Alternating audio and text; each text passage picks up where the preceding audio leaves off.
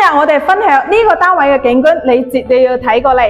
呢個單位咧就係魚龍山天梯，哇！一線嘅一個高爾夫景觀，而且係望到我哋一個水景嘅。山景都俾你望晒啦，咁呢個面積咧190方啊，係可以做到4間房嘅。呢邊咧就係一個入戶門嘅位置啦，入戶門咧係帶有我哋嘅一個客房啦，同埋一個公共洗手間嘅。我哋餐客廳咧，淨身咧都有成10幾米嘅，非常之開闊哦。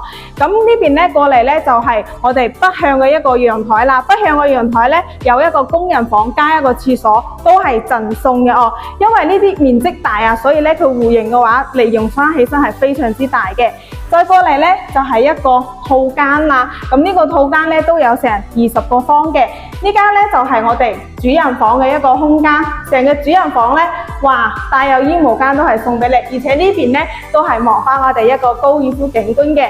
咁呢個裝修咧就係簡簡單單，因為咧佢係以前雅居樂所帶嘅一個裝修嚟嘅。不過依家佢嘅價錢咧係放到180幾萬，電梯7樓哦。不過景觀嘅話係非常之開揚嘅。如果你想揾高爾夫景觀嘅話，呢間你可以值得嚟一睇噶啦。咁小林公司就喺魚龍山星耀1期樓下嘅德源優選房，想了解魚龍山呢邊嘅單位，記得揾我啦。